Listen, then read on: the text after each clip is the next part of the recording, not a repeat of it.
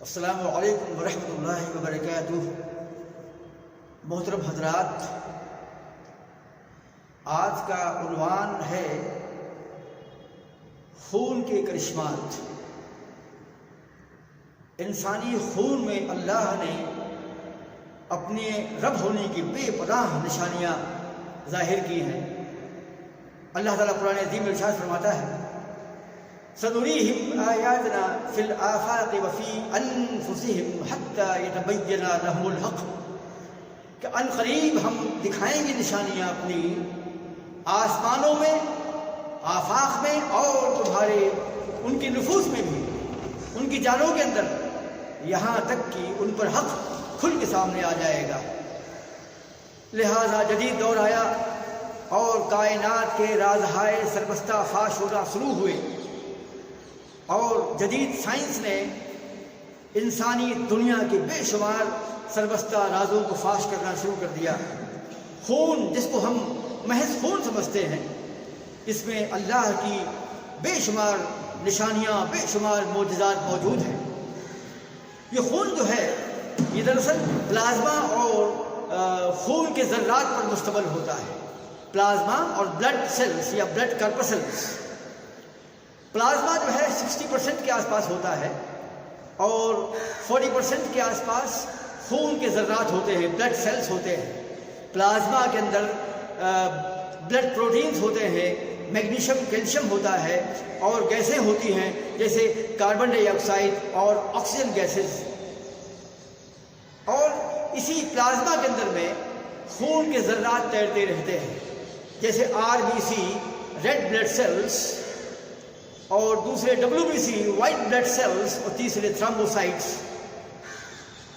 یہ تین قسم کے ذرات جو ہیں، اللہ جل شانہ نے ان کے اندر بے شمار خدمات مفوض کر دی ہے۔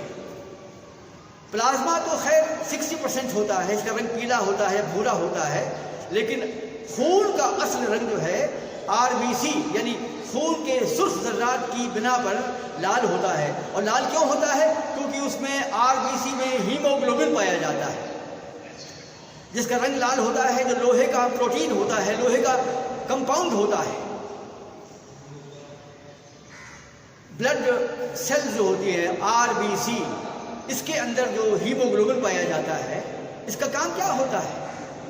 پھیپھڑے کے اندر میں باہر سے آنے والی ہوا کے اندر موجود آکسیجن گیس کو یہ ہیموگلوبن جذب کرتا ہے، بناتا ہے آکسی ہیموگلوبن، اور آکسی ہیموگلوبن بننے کے بعد یہ خون دل میں جاتا ہے، اور دل میں ایورٹا کے ذریعے آرٹریز میں، اور آرٹریز کے ذریعے جسم کے تمام اعضاء میں، تمام آرگنز میں پہنچتا ہے، اور وہاں کی تمام خلیات، تمام سیلز اور کوشکاؤں کو خون سپلائی کرتا ہے۔ اگر چند لمحوں کے لیے ہماری سیلز کو اور ہمارے جسم کے اعضاء کو اور ہماری کوشکاؤں کو آکسیجن گیس نہ ملے تو ہماری موت ہو جائے۔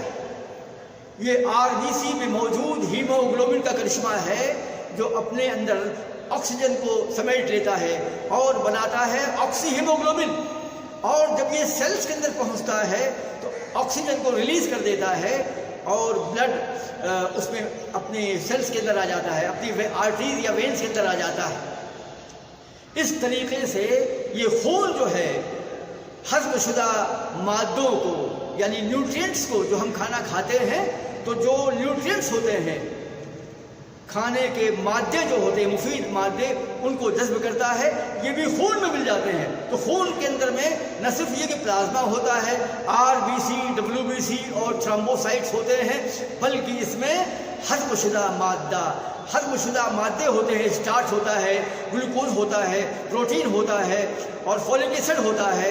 اور یہی نہیں، اللہ نے ہارمونز کا نظام پیدا کر دیا ہے۔ ہمارے جسم کے اندر میں بے پناہ بڑے بڑے مفید غدود ہوتے ہیں، گلینڈز ہوتے ہیں، گرنتھیاں ہوتی ہیں، جو انسان کے جسم کی اصلاح کے لیے سیلز سے پیغامات حاصل کرتی ہیں، اور خلیات اور سیلز کے تقاضوں کے مطابق یہاں سے ہارمون جاری کرتی ہیں۔ یہ ہارمون بھی غدود سے نکل کر RBC میں مل جاتے ہیں، یہ غدود جو ہیں RBC میں مل جاتے ہیں، اور یہ خون کے ذریعے یہ تمام ہارمون جو ہیں ان متعلقہ مقامات پر پہنچتے ہیں جہاں سے شکایات آئی تھی۔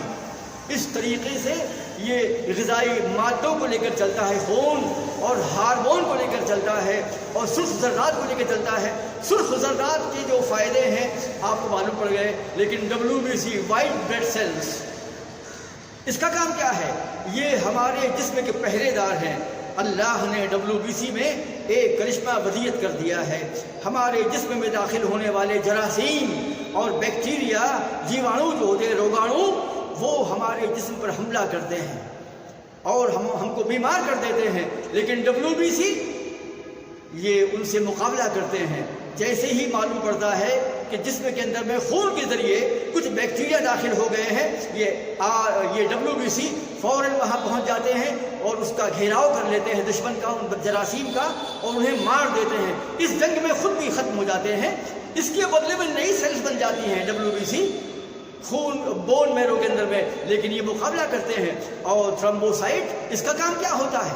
یہ بلیڈنگ جب ہوتی ہے، جسم میں چوٹ لگ جاتی ہے یا جسم کٹ جاتا ہے، تو تھرمبوسائٹس اور پلیٹلیٹس جو ہیں یہ فوراً خون کے دوران کے ذریعے اس مقام پر پہنچتے ہیں اور وہاں پر جا کر جو بلڈ کا جو پروٹین ہے فائبرینوجن، یہ فوراً ایک جال بن دیتا ہے اور بلیڈنگ کو روک دیتا ہے۔ اگر یہ فائبرینوجن نہ ہوتا اور یہ تھرمبوسائٹ نہ ہوتا تو ہمارا خون بہتا رہتا، حتیٰ کہ ہماری موت ہو جاتی، لیکن یہ پہنچ کر کے فوراً جال بن دیتا ہے اور ہمارے جسم کی بلیڈنگ کو روک دیتا ہے۔ اس طریقے سے اللہ فرماتا ہے کہ ہم دکھائیں گے نشانی اپنے رب ہونے کی، تمہارے نفوس میں بھی، ان کی جانوں میں بھی، ان کے خون میں بھی، ان کے جسم کی خلیات میں بھی، ان کی باڈی کے اندر میں بھی، کائنات میں بھی، آسمانوں میں بھی، مشرق و مغرب میں، جنوب و شمال میں ہم نشانیاں دکھائیں گے۔ اور یہ اللہ کی نشانیاں ہم دکھائیں گے مستقبل میں نشانیاں۔ We shall show unto you the signs of our being Allah۔